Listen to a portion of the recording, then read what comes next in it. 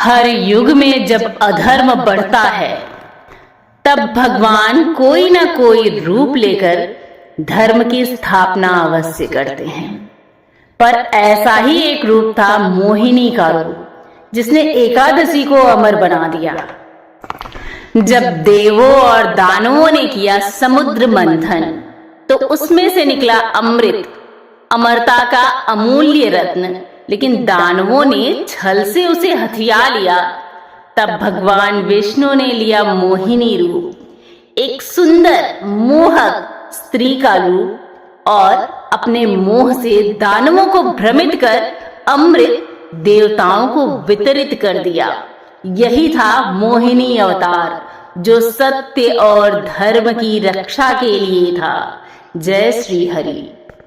मोहिनी एकादशी सिर्फ एक उपवास नहीं, सिर्फ एक व्रत नहीं, ये आत्मा को अमृत देने का दिन है। ये दिवस है मोह और माया पर विजय पाने का।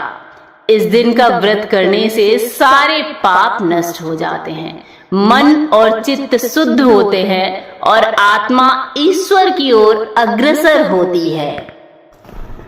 धार्मिक ग्रंथों में एक कथा आती है चंद्रवंशी राजा धृतिमान की। राजा ने अपने जीवन में अनेक पाप किए थे, लेकिन जब उन्होंने मोहिनी एकादशी का व्रत किया तो न केवल उनका हृदय परिवर्तित हुआ, बल्कि उन्होंने प्रभु के धाम को भी प्राप्त किया।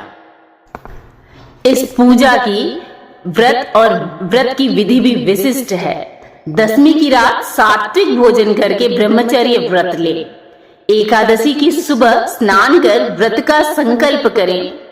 भगवान विष्णु की पूजा करें, तुलसी अर्पित करें, दीप जलाएं, विष्णु सहस्त्र नाम का पाठ करें।